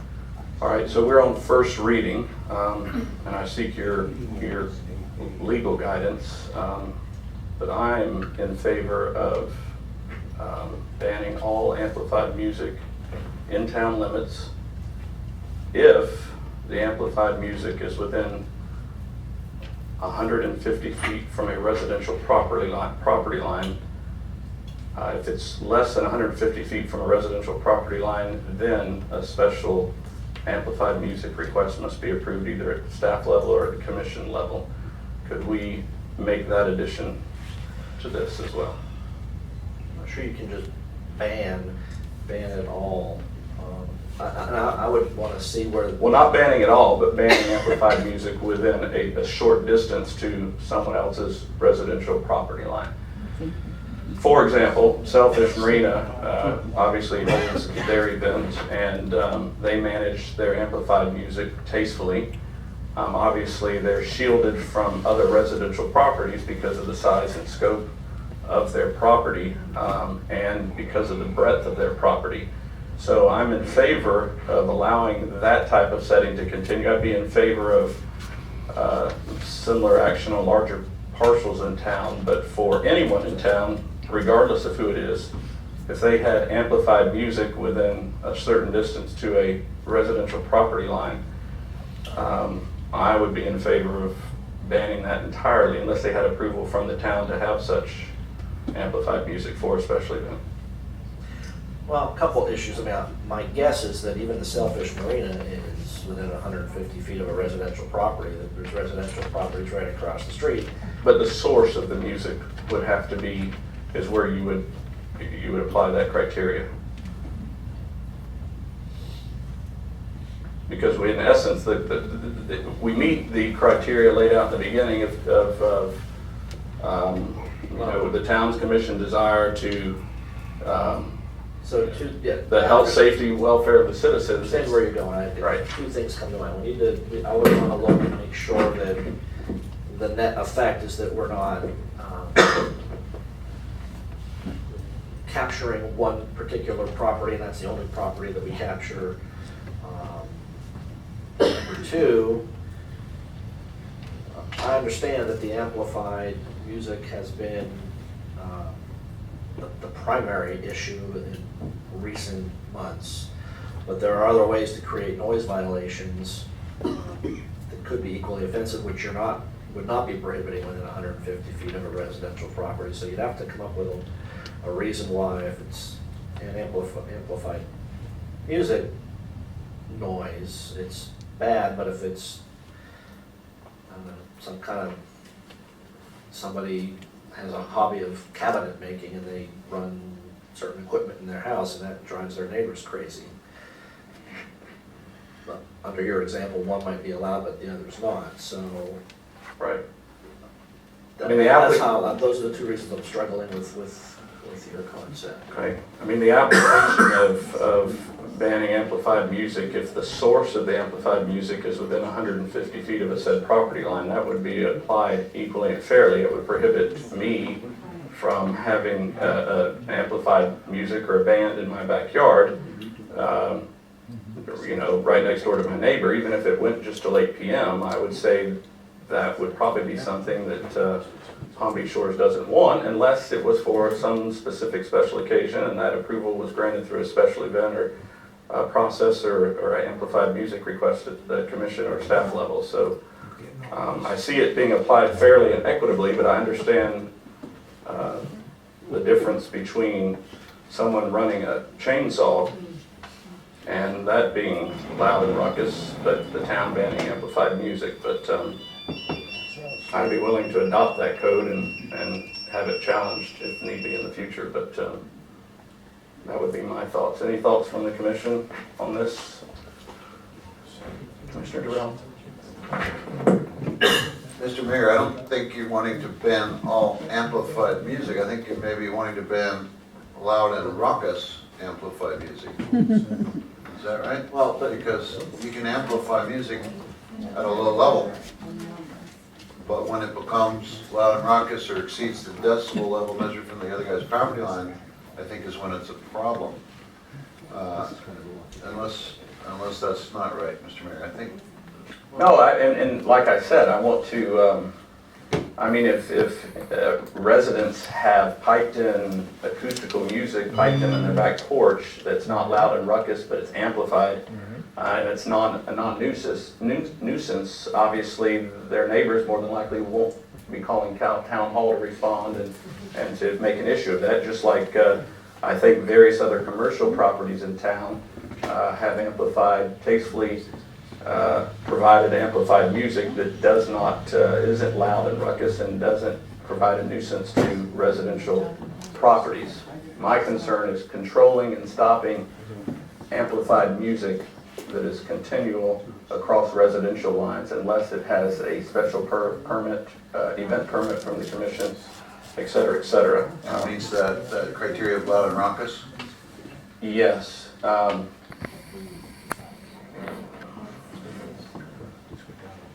Yeah, that just puts the extra obligation, which, you know, we can absorb, you know, at the staff level of documenting, I guess, Keith, I mean, okay, to pursue that at a code level, if we're not going to track the decibel reading from varying points on a property, the code enforcement officer or a police officer can just make record of, I witnessed loud and raucous music coming from this property and move forward from a code perspective based on that? I mean, the loud and raucous standard really requires somebody for a violation hearing to come forward and say, you know, I could hear this, I was at home, whatever I was doing, wherever I was sitting, this noise permeated into my home, onto my property, it affected my ability to sit and enjoy my home. You know, that's essentially what you need for a loud and raucous violations, and somebody has to come forward and say it disturbed my peace and quiet. So then that may capture it without getting specific. That's what I view, is Right. that really is. Loud and ruckus observations, regardless of where they're observed. If they're loud and ruckus, they're loud and ruckus. And we successfully did that with the last noise violation hearing that we had. I guess that was over the fall. We proceeded on the loud and raucous standard. We had residents come to the hearing and testified exactly along those lines, and we were successful in findings of violation for those. Sorry, Vice Mayor. I would agree with your thought about the multiple warnings, that we should set some sort of standard so that if they do get, if anyone is continually getting warnings and then turning it down, that after 3 or 5 or something like that, then it automatically elevates itself to being gone.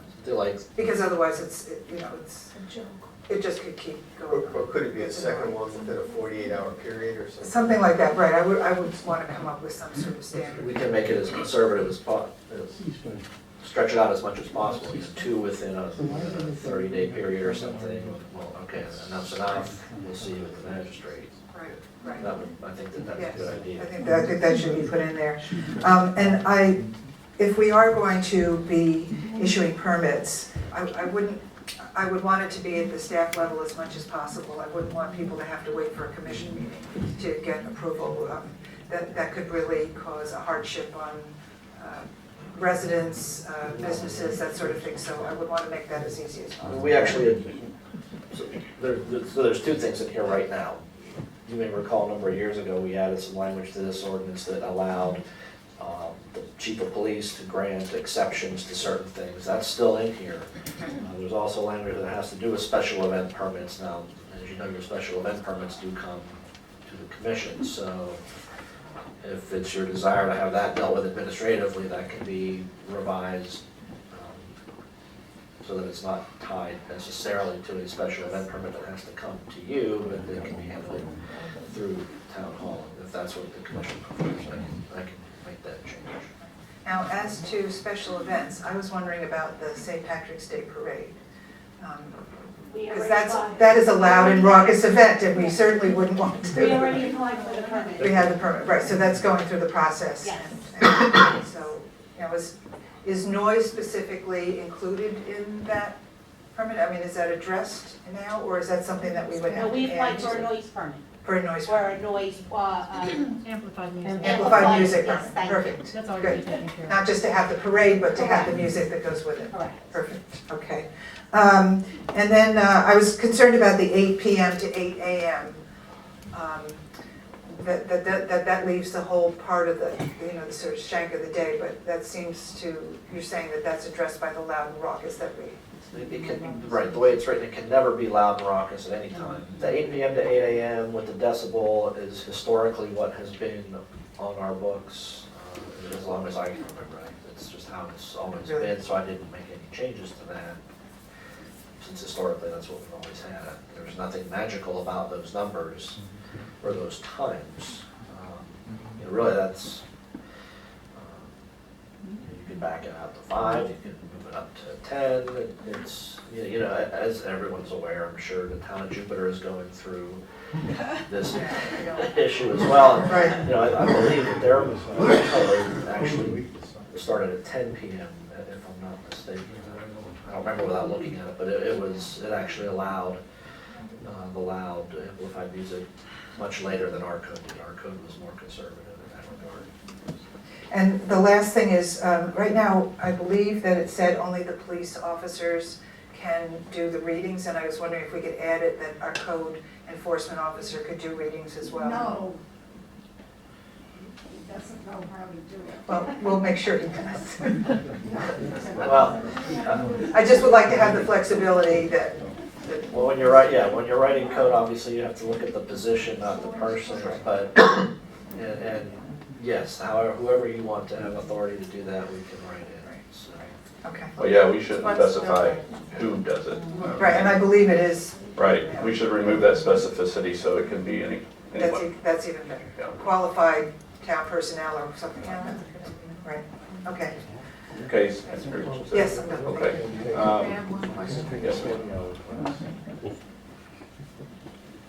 Keith, is this the strictest ordinance with the most defensibility? Yeah, I In your really, opinion? I really think it is. It's, we used United States Supreme Court approved loud and raucous standard. I think our decibel levels are certainly within the ballpark that you will see in other jurisdictions, but on the quieter side, I think there's a lot of numbers that are higher than ours. I think our time frames are 8 p.m. to 8 a.m. is half the day. And now we're adding Sunday, nothing at all on Sundays. I think it's clear enough that the reasonable person could read this and understand what they can and can't do. So, yes, I think it is. Okay, thank you. My only comment is, writing Sundays and holidays for most of the noise limitations, right, isn't it? Or was it only Sundays? I thought Sundays and holidays, I know we can't have contractors work. Right. You can't brush clean your yard, right? Or your, so should we include the holidays also? Can certainly do that. Holidays referring to construction, mechanical Sure, the noise. same currently holidays codified. prohibited. I could add that language into that as if that's your desire.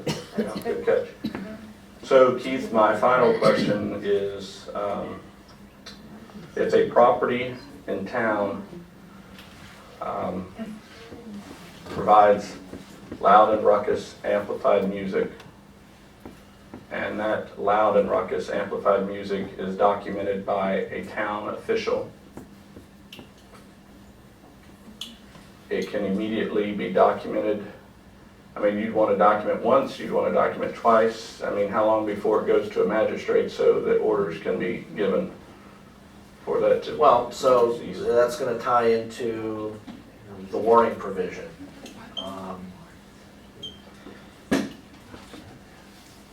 I would say that once we get past the warnings, that I'll tweet that and bring that back, as the next one should be attached to a notice of violation, and then we schedule it for a hearing before the magistrate. They all should be documented and reports prepared about them. So if we decide, if we decide you get one warning every 30 days or whatever it is, and then they get their one warning, and then within that same period they do it again, that one should go to the magistrate for a violation and assessment of fines. Okay. I understand that. I guess I'm still understanding this from an enforcement standpoint and day-to-day operations. I think amplified music within a certain proximity to a residential property line just should not be permitted in the town of Palm Beach Shores unless granted an amplified music request for a special event. So that's how I would like this code to be read, that amplified music within 150 feet from a residential property line is not permitted in town at all unless it has a special event or amplified music approval attached to it. So there's a difference between amplified noise and amplified music. Music would be a type. Well, let's do amplified noise instead of music, you're right. that's more broad. And that would be applied fairly and equitably across all zoning districts. So the issue now becomes about the person who wants to engage in some kind of political protest. We'll handheld microphone and go down and tell everyone how awful you are. Well, just like the political signs are handled differently from commercial signs, so is political speech different from entertainment and commercial enterprise or residential party type. Commercial speech is regulated differently than non-commercial speech. We just want to be careful that we're not stepping on anybody's speech. Right. My thoughts on this, the attorney hasn't adamantly said no to it, so that's where I'm heading with this. Does the commission? Well, here's what I can commit to you. I understand what you want. And if I can figure out a way to comfortably do that without giving myself heartburn, that's what I will bring back. Find a way. I will bring it back as close as humanly possible to what you want. I'll find a way. Okay. Find a way. Any people that disagree at the commission? Commissioner? I don't know if I understand it right, but amplified noise or amplified music should be allowed if it's not loud and raucous, I think. But I'm not sure if that's what you're saying. You're saying no amplified noise and amplified music anytime, anywhere, Under 50 decibels. without a permit. I don't agree with that, if I'm hearing it right. I think it should be allowed if it's not a nuisance or raucous or loud or exceeds 55 decibels from the property. Well, what about amplified speech or amplified music versus noise? I understand you obviously need to allow, amplified noise coming from a construction type project. I don't want to capture that. Obviously, I'm capturing amplified, not political, and I know I'll let you tweak this, and we need to let you tweak it accordingly. I just wanted to hear from the commission if they were on board with the concept, or if they thought it was too restrictive. Again, not restricting amplified music if it's far removed from a adjacent residential property line, permitting that, but amplified music that is within, let's say, 150 feet of a residential property line, that would be banned in town 24 hours a day unless granted a special amplified request from town hall. That's where I'm tracking on it. Because it says no to it, it doesn't allow it, and then you have to enforce it, deem it loud and ruckus, run it through the magistrate. They continue doing it for 2 months, 3 months, till you get to the magistrate process. The ruling comes down, time goes by, and they repeat and do it again. It just becomes from an enforcement standpoint, it becomes very difficult to deal with versus just banning it and then approving it for special events, holidays, what have you, unless the amplified music is in an area of town that is not adjacent to that residential property line. Well, it seems to me you got two different issues. If the issue is how to get it before the magistrate and get a finding of violation, in my view, that's different than not allowing amplified noise near residential. You can take out all the warnings altogether and allow it to come to the magistrate, no matter what it is, right out of the box. Right. But that's a different remedy than trying to tweak the saying where amplified noise is allowed, where it's not allowed, and so forth. My preference would be to approach it from the standpoint of the permissible warnings, as opposed to trying to slice it between music and noise and speech, political, not political.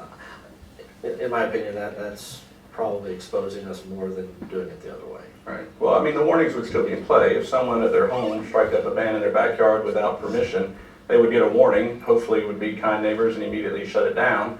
If they didn't, and they did it again, it would obviously immediately, just on the basic fact that it was amplified music, it could just go directly through to the magistrate process at that point. Here's the only thing the reason I like the decibel approach rather than you can't do it, the houses are close together. So if someone's in their backyard by their pool with their Bluetooth speaker for their iPod playing music, and their neighbor wants to sit outside on the other side of the fence and read a book, and they don't like the person with the pool anyway, Then they just call and they say, well, they're playing music, right? Tell them to stop it. And if it's reasonable music, they shouldn't have to stop it. If you completely say you can't do it, then they can't do it. If it's a decibel reading of some sort and say, hey, you know what, this is not an unreasonable encroachment on your way of living, it's just that you're grumpy, right? So, because that's the thing that I've seen, right? We had a neighbor down the street, and he used to call the police on everybody. Good point. And we certainly want to protect that, you know, obviously that the music out by the pool that's done tastefully. And the neighbor that hates you and wants to find a way to make your life miserable. I get that. Commissioner Durrell, and then we have a question from the audience. Yeah, I kind of agree with Mr. Ziegler that amplified music can be low and tasteful, or it can be above 55 and raucous. So I think it's way too broad to ban amplified music without a permit. I think we could have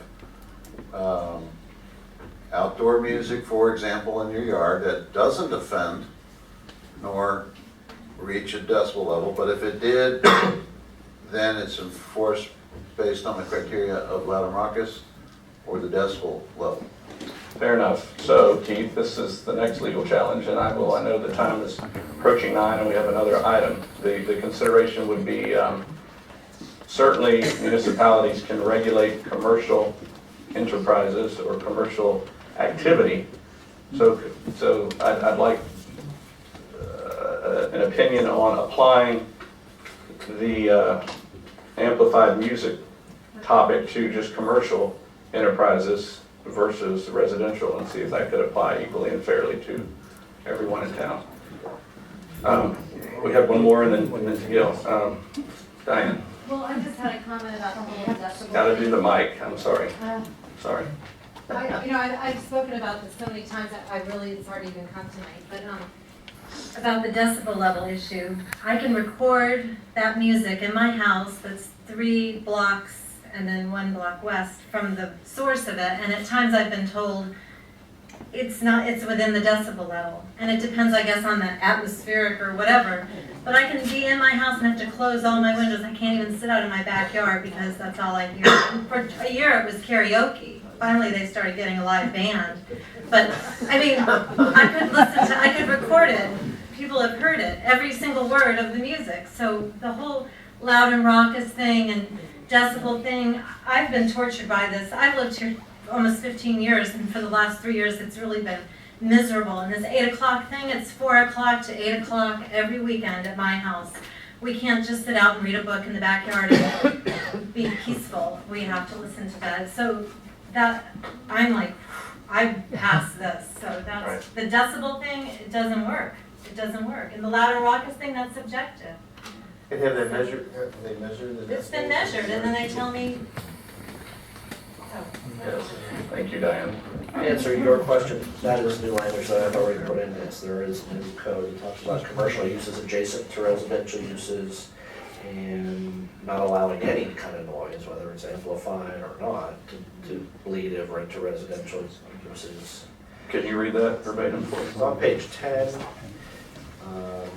One of the prohibitions has to do with commercial uses adjacent to residential use, causing or permitting any noise from the premises of any commercial establishment, including any outdoor area which is part of or under the control of the commercial establishment, between the hours of 8 p.m. and 8 a.m. the following day, and any time on Sundays and holidays, in such manner as to exceed the maximum decibel levels, or at any time in such manner as to create a loud and raucous noise which is plainly audible at a distance of 5 feet from any residential property, unless prior permission is granted in writing. This is one of the ones where it's handled administratively by the police chief. Back then, so that language is. The issue here is, and I like that language in that direction, the issue is the 8 p.m. to 8 a.m. and we have issues from 4 p.m. to 8 p.m. So. But see, I mean, if it's, there's 2 ways to deal with noise. There's decibels and there's loud and raucous. Those really are the 2 ways to do it. Right. So the way that this is written, right. The decibels kick in after 8 p.m., but it's loud. The loud and raucous standard applies 24/7.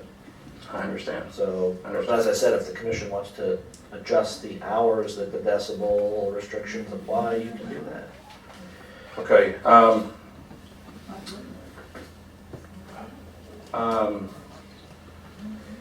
You know, and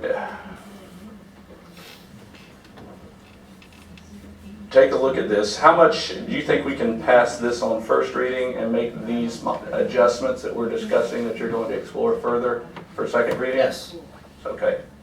All right. So that would be acceptable, and we'd have a month to try to move to the purpose that we're trying to achieve by protecting quality of life and allowing the poolside acoustical music to occur, et cetera, et cetera. And primarily the commercial clause here is what can possibly be adjusted accordingly. I think my intent, understanding the loud and ruckus component works, you move it to code, the decibel mechanism works as well. But if you clearly state a policy, for example, it's clearly stated and understood, you know, Sundays are quiet in Palm Beach Shores. If you clearly state Palm Beach Shores isn't interested in amplified music every single weekend of the year, and it's clearly stated, then it's cut and dry, and I would think 99% of the people adhere to the town doesn't want it, we can't operate like this, and obviously if they do, we have clear-cut code to deal with it. So that's my intent, is to come to that consensus on that. So with that, I'll entertain a motion to adopt this on first reading with comments and some tweaking revisions at second reading next month. John, Gail, I'm sorry, you did raise your hand. It's just a one-worder. Thank you. Sorry, On Mr. page 15, section 4252, the number 1, it's the enforcement authority was taken out. I'm just looking for one word. Police department and/or the code compliance department shall police, investigate, and determine. You know, right now we've put the onus on owners to police the activity. So you have to call the police to have them come. But we know that there's commercial problems and they should be policed. Good. Yeah, good note. Good point, Gil. Thank you, Gil. And Mr. Trower, you had your hand up earlier and I forgot to come back to you. Okay. All right, so with that, I'll entertain a motion on this on first reading if there's an interest. I move to approve on first reading ordinance number 0-1-16 with the understanding that, with the understanding of the comments that were given to you on the dais. I have. In continually trying to make this the strictest ordinance that is the most legally defensible. It's been motioned. Is there a second? I'll second. Motioned and seconded. Any further comments? Hearing none. All in favor, reply by saying aye. Aye. Aye. Opposed. The motion carries unanimously. Moving to agenda item 8B, ordinance number O-2-16, chapter 58 signs. If that can be read by title only, please. An ordinance of the town commission of the town of Palm Beach Shores, Florida, amending the code of ordinances, chapter 58 signs. By revising this chapter in conformance with recent changes to law, providing revised regulations for temporary signs, A-frame signs, and for planning and zoning board review of sign permit applications, providing that each and every other section, subsection of chapter 58 shall remain in full force and effect as previously adopted. Providing a conflict clause, severability clause, authority to codify an effective date and for other purposes. This ordinance attempts to bring our sign code into compliance with the United States Supreme Court case that came out over the summer that significantly impacted the way sign codes are to be treated and looked at in terms of avoiding content-based regulations. So we've done a few things. I'll go through these quickly. The most significant substantive revision, we put in a provision that would have the planning and zoning board conduct architectural and aesthetic review, specifically on all sign permit applications. There's the provision that prohibits banner signs, snipe signs, and A-frame signs without town commission approval, which can only be granted on a temporary basis. proposed change there is to indicate that they're not permitted without either commission approval or in conjunction with a special event permit. We've taken A-frame signs out of that provision and moved them to temporary signs, and I'll address how we propose to handle A-frame signs later in the ordinance. We provide some little tighter regulations on non-conforming signs that require them to be brought into compliance with the existing sign code to the extent they're damaged 50% or more, or if there's any renovation done on a sign, then that would be considered a new sign that has to be brought into compliance with the sign, the current sign code. As I said, we added a section that would send sign permit applications to planning and zoning for architectural and aesthetic review. The existing code that deals essentially with your permanent monument signs remains intact as it is. We cleaned up some language, but really no changes there. Under temporary signs, the way we have attempted to comply with the new Supreme Court opinion is essentially by dealing with the size of the signs and the maximum square footage of sign that could be on any property. So, you know, for most signs like your garage sale or open house or political signs or free speech signs, we regulate the size that they can be, and we say 18 by 24 inches. No higher than 4 feet above the ground. I think that's all current code. And then instead of saying you can only have one sign, the town of Palm Beach got sued on that issue a couple of years ago and lost because somebody had a political sign that vote for this person, but they also wanted to put a second sign up that said vote no on this referendum issue, and they weren't allowed to do that, and that went to court, and the court said you can't do that. So the way I attempted to address that is by restricting a maximum total square footage of sign that you can have. So we have existing code that, for example, on waterfront properties, we allow someone to put a sign on the back of the property, for sale sign or whatever, up to 24 square feet. So I use that as sort of the standard to say you can never have more than a total of 24 square feet worth of signs in your yard, which gets you a couple of signs if you really wanted to max it out. But by doing it this way, we're dealing with size and volume. We're not looking at the letters and the words on the signs, which is where you get dinged. So that's the way I attempted to address that issue. The 24 square feet number is not magical. I, again, used it because we already had that language in our code, so it seemed reasonable to rely on that. So A-frame signs we put under temporary signs, and we talk about in zoning district C and D, they can be located in the 10-foot strip. They can be 36 inches tall by 24 inches wide. They're only to be out during the time that the business they're advertising is open. You're allowed one A-frame per business, or one A-frame per lot, sorry. And then that's sort of the meat of this one, and that's a brief explanation of the revisions in our attempt to come into compliance with the new Supreme Court case. Thank you, Keith. I'll entertain a motion for the adoption of this on first reading. I'll move to accept the sign ordinance as presented. Second. Second. Motion and seconded. Any further comments? I had a question. You are sending signs to the P&Z for review, but I didn't really see any guidance on criteria for that review. And is that on purpose, and how should they handle that? It would fall back to their application of the applicable criteria under their architectural and aesthetic, under their architectural and aesthetic review.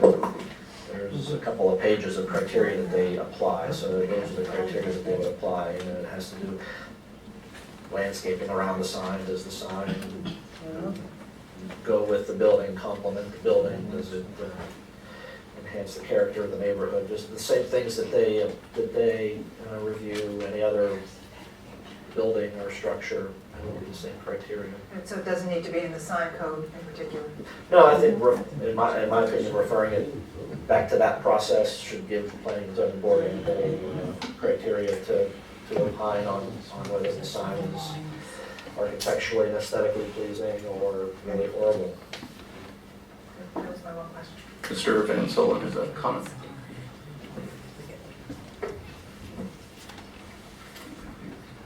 I don't know if I'm missing anything on this new sign bylaw. Are we saying that if Rotary puts up their banner across the parkway, there's a permit to be taken out and a fee to be paid? And also the POA when they do their soup event? We didn't change anything that has to do with those kind of banners under the code as it is today and as it's been.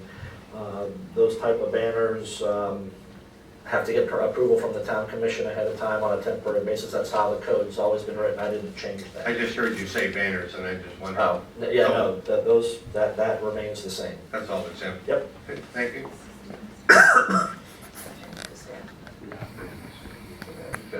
Yeah, that'd be much easier. We might want to broaden that to Ike's point, to allow staff to approve temporary banners of that sort. Yep. So they wouldn't have to wait for a commission meeting. Yeah, and we've permitted them at staff level to date Yeah. because of So we the might nature as of not touching Rotary or Seasiders. Left that alone. Okay, any other comments from the dais on this ordinance before us? All right, we'll call the question. All in favor, reply by saying aye. Aye. Aye opposed. The motion carries unanimously, and with that, I'll entertain a motion to adjourn. Meeting adjourned.